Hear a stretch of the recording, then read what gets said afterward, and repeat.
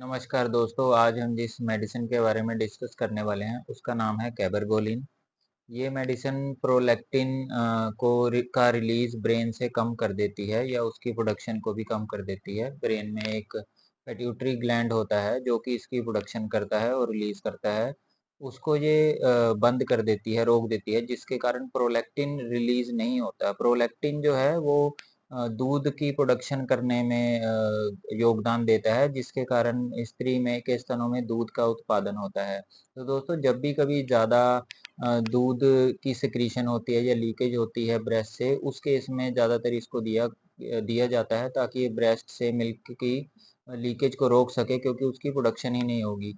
और ये क्यों होता है? या तो किसी का मिसकैरेज हो गया हो लेडीज़ का, या फिर उसको एबॉर्शन हो गया हो, या चाइल्ड जो है वो दूध पीना बंद कर दिया हो लेकिन उसकी प्रोडक्शन मिल्क की अभी हो रही है, उस केस में इसको दिया जाता है। फर्टिलिटी की या जिसको बांझपन कहें उसकी प्रॉब्लम है, उस केस में भी ये फीमेल पेशेंट को दिया जाता है।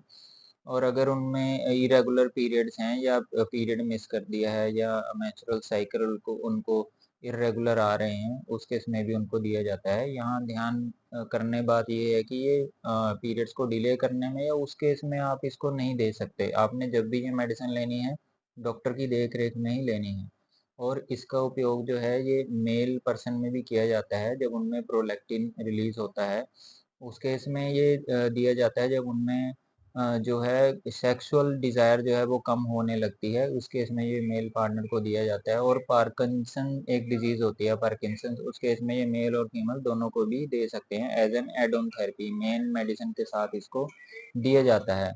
इस मेडिसिन के कुछ साइड इफ़ेक्ट भी हैं, जैसे उल्टी आना, कब्ज़ होना, या फिर उनको सर दर्द होना, चक्कर आना, मितली आना, या टायर्डनेस या थकान हो जाना। इसके अलावा इससे ब्रेस्ट पेन भी रह सकती है महिलाओं को, और अगर किसी को इस सॉल्ट से एलर्जी है तो एलर्जिक रैशेज भी उनकी बॉडी पे हो सकते हैं, लेकिन वो बड़े रेयर केसेस में हो सकता है।